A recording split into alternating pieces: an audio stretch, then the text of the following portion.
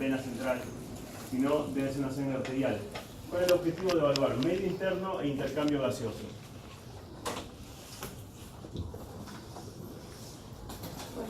Hola. Sepan que esto tiene una historia que viene de un montón de leyes y reglas que ya estudiaron en fisiología en otros ítems, como por ejemplo la ley de Boyle, Henderson como uno de los descubridores del dióxido de carbono y aplicación de sistemas de Buffer, y puntualmente de Björk Ibsen, un anestesista que a partir del monitoreo de postoperatorios complejos intenta lo que sería la terapia intensiva, que es de donde nosotros más utilizamos esta clase de estudios. Más adelante, Paul Astrup hace una definición un poco más acabada del tema y agrega conceptos básicos. Ustedes piden un Astrup, resulta que tiene un Astrup que está en relación a su inventor, que es Paul. Hola.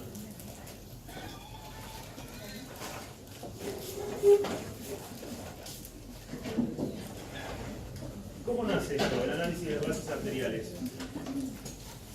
¿Esta luz se puede apagar? Sí, allá atrás creo. De allá no. De allá atrás.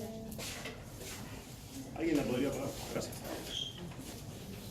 En 1956 hubo una epidemia de poliomielitis, gracias, en la cual un montón de niños quedaron con... Ustedes saben que la poliomielitis es una enfermedad que altera la transmisión nerviosa y termina siendo una atrofia muscular, incluyendo llegar hasta los músculos respiratorios. Entonces, en ese momento, en esa epidemia, había un montón de chiquitos que estaban ventilados, estos son los viejos pulmotores que usaban presión negativa para ventilarlos, y veían que por más que corregía la hipoxemia de los nenitos, se morían igual, les iba mal, no comprendían por qué.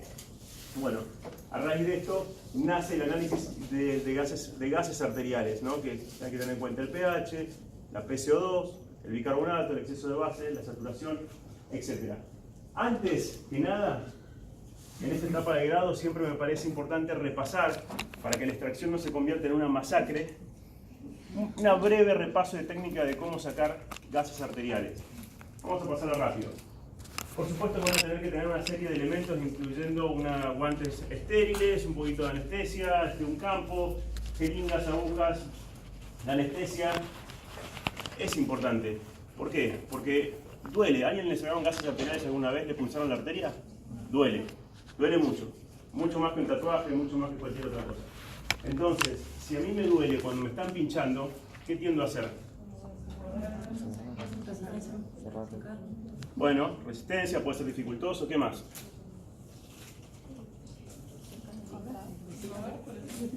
¿Qué sucede cuando a uno le duele algo? Cerrar la mano. ¿Eh? Cerrar la mano.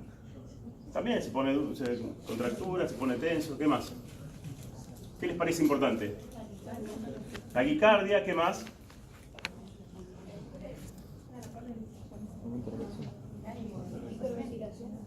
¿Cómo? Hiperventilación, ¿no? A mí me duele, empiezo a respirar más rápido, más frecuentemente, ¿y eso qué va a producir? Va a producir probablemente un efecto, o sea que tal vez la muestra que estoy sacando esté sesgada por una mala técnica de extracción. O sea que siempre con un poquito de anestesia es mejor hacer la extracción. Podemos sacar de varios lugares, el más conocido es el radial, femoral, pedia, hay otros. Sepan que el radial está palpable en el canal radial, que todos se lo pueden palpar en este momento, ¿verdad? Muñeca extendida. Realizar el test de Allen, que ahora lo vamos a... No me acuerdo si lo puse para repasarlo brevemente, si no se los explico. Y ingresar 30 grados en dirección cefálica, es decir, con el bisel de la aguja apuntando hacia la luz de la arteria, el torrente va hacia allá, es una arteria, o sea que la sangre va hacia la periferia, entonces apuntando el bisel en contra. Sí, lo puse. El test de Allen es muy sencillo, trata de evaluar la circulación en la mano, que está dada por una red capilar que está alimentada por la radial y la cubital. Si el paciente tiene arteriopatía periférica o tiene algún problema en la otra arteria, y yo le pincho la radial y se tapa, o le provoco puedo provocar isquemia de la mano y necrosis, como ha pasado muchas veces en muchos pacientes, pueden perder los dedos o la mano. Está claro que realiza. Para hacer esto, lo que voy a hacer es, primero, comprimir los dos las dos arterias y durante unos segundos la mano se va a poner pálida rápidamente y luego voy a descomprimir uno de los circuitos para ver si se rellena, si tiene un buen relleno capilar. Si tiene un buen relleno capilar, a los 7 segundos tiene una buena capacidad para suplir el déficit de sangre, entonces bueno, puedo pincharla. Recuperación en menos de 7 segundos.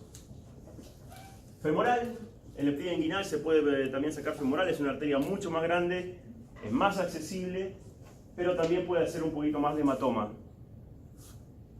La pedia es bastante dificultosa, superficial, chiquita, pero en pacientes a veces con sobrepeso o con algunos otros accesos más complicados la podemos llegar a usar. Y además hay un acceso axilar que no se usa nunca porque si yo hago una complicación en la arteria axilar le complico no solamente los dedos sino todo el brazo. Así que tratamos de no usarla. Las complicaciones más frecuentes son la trombosis y por ende la hemorragia y la isquemia. Cuando mandamos la muestra al laboratorio pasa por un aparato similar a este. Este es un aparato estándar que está en la mayoría de los hospitales. Y lo que mide este aparato tiene sensores para medir el pH, la PO2 y la PCO2 y el resto lo calcula de manera indirecta. Calcula el valor de carbonato, el exceso de base y la saturación. El tiempo de que la muestra esté sobre el escritorio de la sala y se vaya degradando puede influir en el resultado. Lo mismo si tienen burbujas. Si la orina tiene una burbuja de aire, puede influir en los valores que voy a tener en la medición. Vamos a hacer varias ecuaciones para analizar una muestra de gases. Nosotros vamos a concentrar puntualmente en el ácido base, pero sepan que hay otras.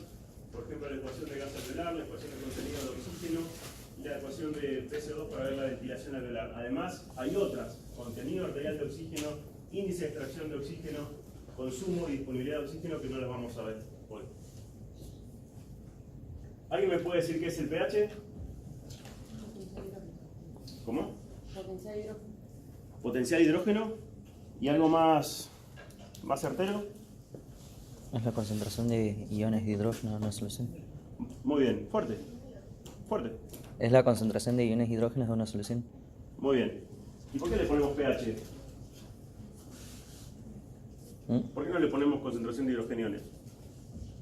Porque es el menos logaritmo de la concentración de hidrógeno. Muy bien, perfecto. ¿Y por qué no ponemos menos logaritmo de concentración de hidrogeniones? O mejor dicho, ¿por qué le ponemos menos logaritmo de concentración de hidrogeniones cuando podemos poner hidrogeniones? Ahí sí tiene que ver con lo que ella decía, que es el potencial daño que pueda llegar a provocar ese ion suelto. No. Tiene que ver con una cuestión de practicidad. Ustedes saben que la concentración de hidrogeniones son nanomoles, o sea, una millonésima parte de algo. Si tenemos que hablar en esa unidad, con 200 ceros por delante, es bastante engorroso, ¿verdad? Entonces tratamos de hacer algo que sea más manipulable y más maleable. Bueno, nace el pH que viene a través de... Ahora vamos a hablar de cosas. Recuerden que un ácido se denomina toda sustancia capaz de ceder un hidrogenión y una base es toda sustancia capaz de ganar un hidrogenión. ¿Estamos de acuerdo? Acá está un poco lo que les decía. Este es una millonésima parte de un equivalente, con lo cual sería bastante engorroso hablar en estos términos. De ahí hablamos del pH, que es el logaritmo inverso de la concentración de hidrogeniones, ¿verdad? Disculpen las fallas técnicas, pero esta no era la versión de la clase para ustedes, pero bueno, algunas cosas las vamos a saltear. Ecuación de Henderson-Hasselbalch, un poco para clarificar, que se trata de tratar de relacionar la concentración de bicarbonato con anhídrido carbónico con su constante de disociación, que vendría a ser el pK, que vendría a ser la constante de disociación del 50% de esta solución. ¿Se entiende? Sí, esto. Entonces, llegamos a un pH normal de 740. Algunos libros van a ver que dicen pH normal 735, 745. La verdad es que en lo fino y en la práctica médica los valores normales para nosotros son de 738 a 742. Es mucho más estrecho el margen. Kaiser-Bleich, una ecuación que trata de evaluar la concentración de hidrogeniones, pero esta en particular tiene utilidad y por eso se la muestro, porque con esto podemos ver si una muestra es coherente o no. A veces si la muestra estuvo 45 minutos en la sala y tenía una burbuja y se la lleva al laboratorio y está totalmente alterada, este tipo de ecuaciones no me cierran. Entonces yo le hago una ecuación para ver si la muestra es coherente posible de análisis. Por ahora no se preocupen, pero sepan que existe. Que antes de analizarla debería saber si la muestra está bien. Acá está un poco lo que hablábamos recién del pK, ¿verdad? No vamos a ahondar en esto. Vamos a hablar un poquito sobre la presión arterial de oxígeno. Ustedes saben que gran parte de la concentración de oxígeno en la sangre viaja ligado a la hemoglobina. Probablemente entre el 95 y el 97% vaya con hemoglobina, el resto va libre, es insignificante, por eso no lo tenemos en cuenta en las ecuaciones. Hay algunos cálculos para saber si la presión arterial de oxígeno es normal o no. Ahí tienen las fórmulas. Sepan que lo normal es en que esté entre 90 y 110 de PO2 al aire ambiente. Y hablamos de insuficiencia respiratoria. El término de insuficiencia respiratoria es un término gasométrico. No es un término semiológico ni anatomopatológico, es un término gasométrico. Y insuficiencia respiratoria y tipo 1 puntualmente es cuando tiene hipoxemia, una PO2 menor a 60 milímetros de mercurio. ¿Cuáles son los mecanismos? Y esto es fundamental cuando estamos enfrente de un paciente. Pensar en por qué este paciente tiene una PO2 menor a 60. Podría haber trastornos en la difusión, o sea, la membrana está gruesa, patologías pulmonares, que hacen dificultoso el pasaje del oxígeno, que es facilitado. Ustedes saben que el dióxido de carbono sube libremente. Podría haber hipoventilación alveolar. ¿Se les ocurre algún caso de hipoventilación alveolar? Hipoventilación, no alveolar, no le podemos alveolar, hipoventilación. ¿Algún caso? Bueno, en realidad en la altura hay otro mecanismo y probablemente tenga más que ver con la alteración del PQ, ¿sí? Que después lo vamos a ver un poquito más. Por ejemplo, intoxicación con drogas, por ejemplo un trauma de cráneo, por ejemplo un paciente con sepsis que comienza a hipoventilar, por ejemplo alteraciones neuromusculares como la poliomielitis que vimos el ejemplo, ¿sí? Hipoventilación. Alteración BQ, ¿saben lo que es BQ? Perdón. Ventilación, perfusión. La relación entre ventilación y perfusión quiere decir que debería ser un alveolo ventilado o un alveolo perfundido. ¿Sí? Cuando esa relación se altera, porque el alveolo está ocupado con algo, podría ser agua, podría ser una neumonía, podría ser sangre, ese alveolo no está ventilado, está perfundido y la relación BQ cambia, se modifica. Lo mismo si el alveolo está ventilado, pero no hay circulación porque hay un tromboembolismo de pulmón. Gracias. Podría ser, por ejemplo, un tromboembolismo de pulmón, ¿verdad? El shunt, por ejemplo, patologías de comunicaciones anómalas arteriovenosas que provoquen que la sangre no pase por el pulmón y vaya directamente al circuito arterial sin pasar por la hemostasis.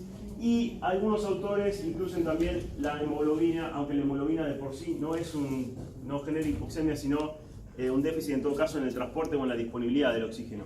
O sea que lo pongo entre paréntesis. Sepa que podemos medir la presión alveolar del oxígeno, por ahora no les va a ser útil a ustedes, pero esto podría diferenciar entre una patología de origen pulmonar y de origen no pulmonar, hipoxemia, podemos usar. Y al igual que la diferencia alveolar arterial de oxígeno, es decir, si esta relación entre la PO2 alveolar que calculé con la fórmula previa y la presión arterial es más de 20, probablemente tenga una patología pulmonar y viceversa. Todas estas fórmulas tenían mucha aplicación hace muchos años. Hoy, tal vez, si tenemos una duda, le hacemos una tomografía de intestino. La PCO2, por demás importante, ¿sí? La PCO2 se produce todos los días, producimos muchísima cantidad de presión de dióxido de carbono que se elimina a través de la oxigenación o de la ventilación alveolar. ¿Sí? Lo normal es que esté en 40, menos 2, pero 40 es el número. Acá tiene una ecuación del PCO2, teniendo en cuenta un montón de cosas, el cociente de difusión y la ventilación alveolar. Por ahora tampoco les va a servir demasiado, pero sepan que hablamos de hipercamia cuando estamos por arriba del 45 y es producto de una hipoventilación, y hablamos de hipocamia cuando estamos por debajo de 35 milímetros de mercurio y se produce por una hiperventilación, ¿verdad? Por ejemplo, el paciente que le estábamos pinchando la arteria al principio. Hablamos de insuficiencia respiratoria tipo 2, y este también es un término gasométrico cuando la presión de dióxido de carbono supera los 50 milímetros de mercurio. ¿Sí? Y fíjense que los mecanismos fisiopatológicos son dos, nada más. No hay ningún otro mecanismo por el cual se acumule más presión de dióxido de carbono. O el paciente está hipoventilando o hay una alteración BQ. No hay ninguna otra razón. O sea, cuando yo pienso en un paciente que tiene una CO2 alta, empiezo a pensar en el paciente, vamos a la hipoventilación. Hipoventilación desde el origen, desde el centro respiratorio. Problemas en el cerebro, hipertensión no craneana, sangrado, tumores, ACV. Problemas en los nervios de conducción, poliomielitis, Guillain-Barré, tétano, un montón. Problemas en la placa neuromuscular, miastenia gravis, problemas en el músculo, atrofias musculares, problemas en la caja torácica, deformidades como la escoliosis, problemas en la pleura o en el espacio pleural virtual, que puede ser un neumotórax, ¿Me siguen? Problemas en los pulmones, por ejemplo los EPOC, y ahí caen los pacientes fumadores tabaquistas severos con enfermedad pulmonar obstructiva crónica. Todo genera hipoventilación. Y por otro lado tengo las alteraciones BQ, como les decía, que se haya tapado una arteria, una vena, o que esté ocupado los alveolos con alguna otra cosa que no debería ser, o esté colapsado. ¿Se dan cuenta? Es una forma bastante ordenada de pensar un paciente. Cuando yo veo esto, automáticamente voy cayendo en alguno de esos casilleros.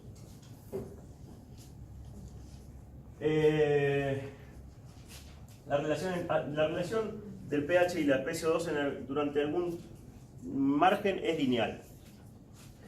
Luego no, ya les voy a mostrar alguna otra diapositiva. Fíjense lo que sucede. Esto es una representación de un capilar, ¿sí? El extremo arterial, el extremo venoso, este es un glóbulo rojo. Estos son los tejidos, ¿sí?, que generan dióxido de carbono. Esta es hemoglobina, que viene con potasio. En los tejidos se elimina el dióxido de carbono, que se une al agua del glóbulo rojo, generan anhídrido carbónico. El anhídrido carbónico se descompone en bicarbonato e hidrógeno. El hidrógeno se une a la hemoglobina y el potasio es liberado, ¿sí? El bicarbonato va al torrente sanguíneo, ¿sí? Para equiparar las cargas eléctricas entra cloro, porque el potasio es positivo. ¿Se dan cuenta? Vamos al otro extremo. Viene este mismo glóbulo rojo que venía con dióxido de carbono absorbido, pasa por el alveolo, por el pulmón, ¿sí? Fíjense, el oxígeno desplaza el hidrogenión, se une a la hemoglobina, necesita potasio para equiparar la fórmula, y el hidrogenión vuelve a formar anhídrido carbónico, que se descompone a su vez en agua y dióxido de carbono, y el dióxido de carbono es eliminado por el ejercicio respiratorio. ¿Se dan cuenta? La ecuación clave acá, y que va en todas las conversiones de ácido base, es la formación de anhídrido carbónico, bicarbonato e hidrogenión, ¿sí? Y de eso sale agua y dióxido de carbono. ¿Queda claro? Entendiendo eso van a entender muchísimas cosas más. El bicarbonato normal oscila entre los 24 milicadelentes por litro, más o menos 2. Y esta es una diapositiva en blanco. Sepan que la fisiología del bicarbonato pasa en gran parte por el riñón, y que tenemos en diferentes trayectos de la tubuladura renal diferentes mecanismos por los cuales se produce y se ahorra bicarbonato. En el túbulo proximal se reabsorbe más del 85% del bicarbonato filtrado, o sea, es una estructura por demás importante para el mantenimiento de la homeostasis. Fíjense que después vienen las asas de Henle, descendente y ascendente, y luego la porción distal del túbulo, y luego los colectores, donde se producen otro tipo de mecanismos de ahorro, pero en definitiva de todo lo que filtramos en un principio en el glomérulo terminamos eliminando realmente muy poco, si todo funciona bien. No es mi intención ahondar demasiado en todo esto, sino tener un pantallazo y que ustedes sepan interpretar bien los gases, pero sí está bueno aprovechar y comprender algunos de los mecanismos. Por ejemplo, fíjense, el cloruro de sodio en la luz tubular urinaria, a través de mecanismos de disociación y de... ¿Qué es esto? ¿Cómo? Sodio protón. Un cotransportador de sodio e hidrogeniones. Con el bicarbonato en la luz tubular se forma anhídrido carbónico que de nuevo, agua y dióxido de carbono que difunde libremente a través de las membranas, ¿verdad? Dióxido de carbono intracelular más agua forma anhídrido carbónico que a su vez genera bicarbonato y un hidrogenión que va a ser eliminado por acá y el bicarbonato vamos a ahorrarlo por acá. ¿Se dan cuenta? Esto a su vez necesita, como este es un cotransportador por voltaje, esto necesitamos gasto de ATP para poder sacar este sodio que ingresó y meter potasio para que mantenga la electroneutralidad, pero eso va a requerir energía. ¿Sí? Se puede generar bicarbonato a través del metabolismo de glutamina. Sepan que es uno de los generadores de bicarbonato a nivel renal, el metabolismo de glutamina. ¿Sí? Se genera ion amonio y esto por cotransportador es eliminado por orina. Bueno.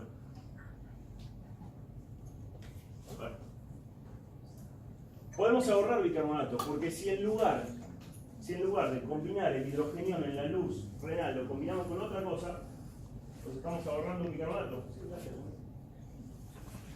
¿Entienden? ¿No? ¿Se acuerdan que en la túbulo proximal el hidrogenión se combinaba con bicarbonato? ¿Verdad? Si yo lo combino con otra cosa, por ejemplo con un fosfato, o con un sulfato, o con alguna otra cosa,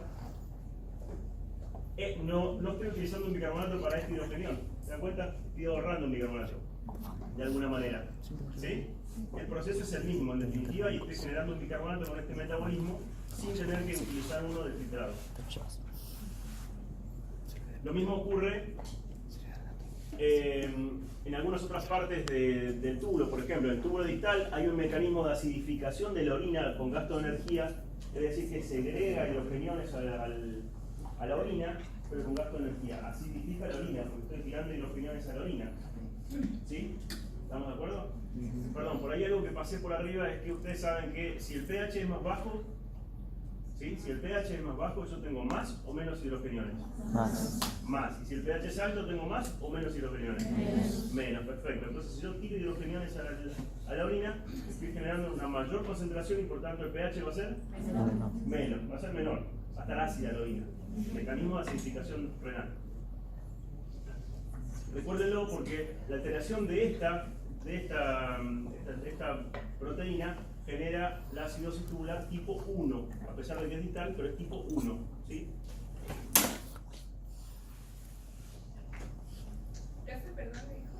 ¿Cómo? ¿Qué era tipo 1? Tipo 1 a nivel distal.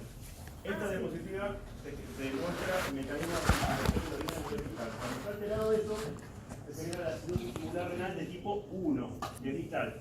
Recuerden que la acidosis tubular renal de tipo 2 es proximal. ¿Sí? Bueno, mecanismo de reabsorción de sodio, no se preocupen por esto. Nada, estos dibujos están en todos los libros de fisiología que ustedes encuentren, lo que sucede en cada una de estas partes de la nefrona, ¿verdad? El túbulo proximal. Hay reabsorción de glucosa, sodio, bicarbonato, potasio, en fin, eliminación de hidrogeniones, ácidos orgánicos y bases. En el asa de Henle, básicamente, en la porción descendente se produce una reabsorción de agua y en la porción ascendente hay algo de flujo de metabolitos y iones. A nivel de colectores y distal hay mayor secreción de hidrogeniones y efecto de hormona antidiurética, que es muy importante para mantener la homeostasis y la volemia efectiva. El exceso de base, que todos tal vez lo subestiman y lo pasan por arriba, porque bueno, es un número más y la verdad que... Pero bueno, prestando la atención al ácido base es un cálculo cuantitativo para determinar cuánta base o ácidos son necesarios para normalizar el pH. Es decir, que lo normal es que tenga 0, que si no hace falta nada. Pero si yo tuviera un exceso de base de menos 4, ¿qué significaría? ¿Qué les parece? Como les dije, es muy subestimado el exceso de base, pero es muy útil. Si yo tengo menos 4, quiere decir que me faltarían 4 miliequivalentes, por ejemplo, de bicarbonato para llegar a 0, por ejemplo. ¿Me siguen? Al contrario, si tengo más 4, quiere decir que tengo exceso de bases. Tengo excesos de bases. Entonces, con esto, ¿para qué me sirve? Porque ya van a ver más adelante, en realidad no me acuerdo si los puse, pero en muchos trastornos que se combinan, el pH y todo puede verse como normal, pero no es normal. Pueden convivir 2 o 3 o 4 trastornos simultáneamente y entonces hay formas de desenmascararlos y verlos con este tipo de herramientas. No los subestimen. Y la saturación de oxígeno, sepan que la saturación normal es mayor de 95. Cada miligramo por ciento de hemoglobina transporta 1.34 mililitros de oxígeno, y esto es importante para las ecuaciones de disponibilidad de oxígeno y consumo de oxígeno. Por ejemplo, el contenido arterial de oxígeno. El contenido arterial, estos son a título meramente informativo. A veces uno comprender más allá de lo que está viendo te fija los conceptos básicos mucho mejor que leerlo 45 veces y no entender lo que estoy leyendo, ¿verdad? Entonces, fíjense, el contenido arterial, ¿qué significa? La cantidad de hemoglobina que tengo por la capacidad que tiene de transporte de hemoglobina, que es 1.34 mililitros, por la cantidad de hemoglobina que está saturada por oxígeno. Suena coherente el de cálculo, ¿no? Por 0.03 por la presión arterial de oxígeno, que es el oxígeno libre que les decía que es insignificante. Claro, es por 0.03, de hecho ni lo tenemos en cuenta. Si yo tengo que calcular esto, esta parte ni siquiera la tengo en cuenta. Calculo con esto. Contenido, ¿sí?, de oxígeno. Si yo les preguntara el contenido venoso de oxígeno, ¿cuál sería la diferencia con esta fórmula? Contenido venoso. No, de oxígeno, de oxígeno. Teniendo en cuenta esta fórmula, yo quiero saber el contenido venoso de oxígeno. ¿Cómo? Exactamente, cambia la saturación. Fíjense, ¿la hemoglobina va a cambiar del torrente sanguíneo venoso? No, o sea, no es que pierdo sangre por pasar de la arteria a la vena. ¿La capacidad de transporte del oxígeno va a cambiar? ¿Va a mejorar o va a empeorar? No. Lo único que cambia es la cantidad de hemoglobina que está saturada con oxígeno. ¿Por qué? Porque los tejidos extrayeron gran parte de ese oxígeno. Entonces yo pongo acá, en lugar de saturación arterial, pongo saturación venosa. Y sé el contenido venoso de oxígeno. Y esto es útil. Tal vez no ahora, pero más útil. Ustedes conocen bien la curva de disociación de la hemoglobina. Lo que me interesa de esta curva es que sepan que tenemos un punto crítico, una zona crítica, que es la PO2, presión arterial de oxígeno de 60 milímetros de mercurio, que equivale a 90% de saturación. ¿Sí? Entonces, si mi paciente satura 90, tiene por lo menos 60 milímetros de mercurio de PO2. Esto es aproximado. ¿Por qué? Porque la saturación es algo, una medición indirecta, que ahora se lo voy a mostrar, que tiene algún margen de error. Por ejemplo, no sé, las uñas pintadas, la ictericia extrema, algunas enfermedades hematológicas, pueden alterar la saturación por oximetría de pulso. No así la calculada por gases, pero sí por oximetría. Pero bueno, me interesa que sepan que si mi paciente satura 90, ¿cuánto tiene de PO2? 60. ¿Cuánto? 60. Y ese es el punto crítico. Menos de 60 empezamos a tener metabolismo anaeróbico periférico y daño celular en algunos lugares irreversible. O sea que es muy importante que el paciente esté por arriba de esto, excepto que sea EPO, que es caso especial. El saturómetro se desarrolla para monitorear a los pilotos en la Segunda Guerra Mundial, con aviones poco presurizados y con altura. Empezaron a notar el comportamiento de algunos pilotos, era extraño en las alturas. Y bueno, tratan de inferir si tiene algo que ver o no con la presión arterial de oxígeno, que sí lo tiene. Entonces empiezan a monitorizarlos. Y luego el saturómetro se traslada a todos los servicios de asistencia sanitaria, ¿no? Lo usamos todo el tiempo. Bien, tenemos nuestra muestra de gases. Y ahora, ¿qué hacemos? Ya sabemos qué es la pH, qué es la PO2, qué es la PCO2, qué es el bicarbonato. Ahora, ¿qué hacemos? Y bueno, empezamos a analizar, ¿no? Empezamos a hacer una ecuación de Kaiser-Breich. Podemos usar esta para ver si la ecuación es coherente o no es coherente, ¿verdad?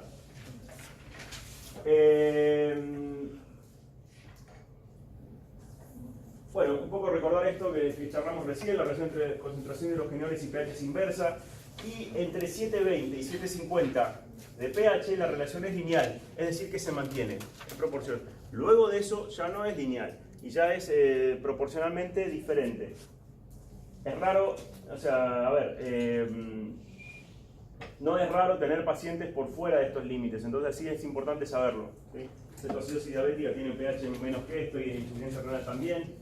Intoxicaciones y traumas tienen a veces alcalosis. También deshidrataciones severas, bueno, en fin, vamos a ver algunos casos después. Fíjense que prácticamente por debajo de 7, 6.9, 6.8, es muy difícil restablecer a un paciente, incluso tiene riesgo de vida. ¿Ustedes saben por qué? ¿Por qué será esto? Digamos, ¿por qué será tan importante tener un pH que esté más o menos en lo normal o se muere el paciente? A nivel celular, ¿qué sucede? Bueno, de suicidio programado. ¿Qué más? Sí, perfecto. Perfecto. No funciona nada, en definitiva, porque las enzimas no funcionan porque el genión se altera la estructura tercera de proteínas y entonces dejan de funcionar correcto todas las enzimas, incluso el metabolismo de glucosa, tanto como el mantenimiento de voltaje de las células. Entonces suceden un montón de mecanismos por los cuales se van destruyendo las células y sí, genera un daño irreversible. Entonces, para que la enzima funcione bien, vengo para acá porque hay mal. Para que la proteína funcione bien, para que la enzima funcione bien, tengo que tener un pH dentro de este rango. En lo posible 740 funciona todo perfecto. Fíjense, si ustedes quieren saber cuántos hidrogeniones debería tener con un pH de menor a 7.20, tienen que hacer estos cálculos, que no tiene sentido. Si quieren copiarlo, por ahora no tiene sentido que los utilicen, pero sepan que en la práctica sí los utilizamos. Una vez calculado la concentración, vamos a una tablita donde me dice qué pH corresponde a esa concentración de hidrogeniones calculado. Hace muy poquito, una semana, entró una chica con cetoacidosis diabética, joven, que no con negación al tratamiento, entró con un pH de 6.8, no en el hospital entró y se murió. Bueno, la regulación entre el desvío ácido-base. ¿Qué sucede si hay una sobrecarga de ácido? ¿Qué debería haber? Para regular esto, para equilibrarlo, tenemos que se puede o perder ácido o ganamos bases, ¿verdad? Y a la inversa, si tenemos una sobrecarga de álcalis, deberíamos perder bases o ganar ácidos, ¿verdad? Y en esto es importante los sistemas de buffer, tanto los plasmáticos como los celulares como los renales. Si por alguna razón, sigamos con la hipoventilación, que le quedó claro el ejemplo, hipoventila el paciente porque está intoxicado, acumula PCO2, ¿sí? Esto aumenta la concentración de hidrogeniones en el plasma, ¿verdad? Lo cual genera sí, ahora le voy a clarificar términos, pero es una acidosis. ¿Qué debería pasar con el bicarbonato? Tendría que aumentar, ¿verdad? Si aumenta la PCO2, yo para compensarlo debería aumentar el bicarbonato para poder estabilizar el pH, ¿sí? Si el paciente que tiene por alguna razón hiperventilación, que esto puede suceder también iatrogénico, o sea que lo provocamos nosotros, si yo le pongo a un paciente en ventilación mecánica y le pongo una frecuencia de 25, porque quiero alguna otra cosa, pero no importa, puse 25, hiperventila, va a tener una PCO2 baja, ¿verdad? O por ejemplo la crisis de pánico. ¿Qué debería pasar con el bicarbonato? Vamos de nuevo. Baja la PCO2. ¿Qué pasa con los hidrogeniones? Disminuyen. ¿El pH? Aumenta. ¿Qué debería pasar con el bicarbonato? Disminuir el bicarbonato, ¿verdad? ¿Se entiende la balanza? Siempre que yo veo una de estas dos cosas, debería estar acompañada de la otra. De lo contrario, estoy en presencia, podría ser de dos trastornos. Por ejemplo, ¿cuánto debería aumentar y cuánto debería disminuir? Creo que se los voy a mostrar en un ratito, alguna fórmula de compensación para saber si está bien o no. Resumen de eliminación de hidrogeniones a través del pulmón o a través del riñón. Fíjense que la cantidad que eliminamos a través del pulmón es infinitamente mayor que la que eliminamos por riñón. Por ende, los trastornos que involucran la respiración tienen efectos inmediatos, son pocos minutos u horas, y los renales son más solapados y tenemos un poco más de tiempo. Y acá hay cosas que son sumamente importantes. La terminología se usa, ¿verdad? Metabólico está relacionado con el aumento o el descenso del bicarbonato. respiratorios están relacionados con el aumento o el descenso de la PCO2, alcalosis y acidosis, que es el proceso que está ocurriendo. Una acidosis metabólica es lo que está empujando el pH hacia un extremo. ¿Sí? Pero otra cosa es definir acidemia, que es cuando el pH está alterado. Esto es muy importante porque yo puedo tener una acidosis respiratoria y una alcalosis metabólica y el pH normal. No hay ni acidemia